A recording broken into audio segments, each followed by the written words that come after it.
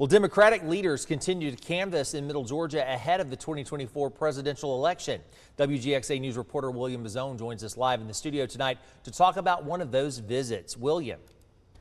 Greg, Georgia Senator Jon Ossoff was in town this evening campaigning at Carolyn Crayton Park.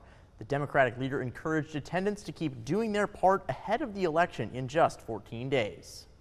The Trump campaign continues to be in and around Atlanta, while the Harris campaign works to excite voters here in Macon and Middle Georgia. On Tuesday, Democratic Senator Jon Ossoff was the keynote speaker of a canvass event at Carolyn Crayton Park in downtown Macon. With the second week of early voting underway, Ossoff, other leaders and nominees emphasized the importance of voting early and in person. The privilege as citizens of casting our votes and deciding together as citizens who leads this nation and who represents us in high office.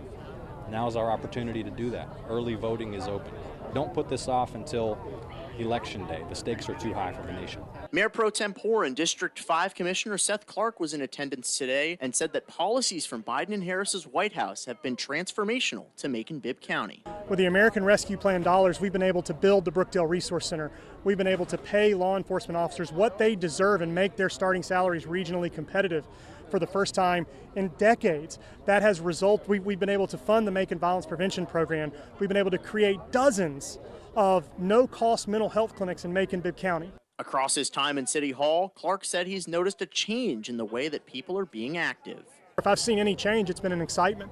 I think when you see a crowd like this, I don't think, a crowd of 100 or so just comes out on a random Tuesday night. Senator Ossoff also noted that Georgians tend to be more moderate politically and believes the interest in voting for Kamala Harris may grow stronger in this election. Because they saw what he did after he lost the last time, the way he tried to bully election officials to overturn the election results, the way he raised a violent mob that sacked the United States Capitol. And his unfitness for office, his lack of integrity, is a deeper and more profound question for the nation than our party affiliation.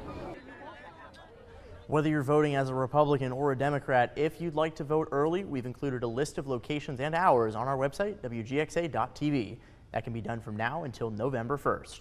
Reporting live in studio, William Bazone for WGXA News at 11.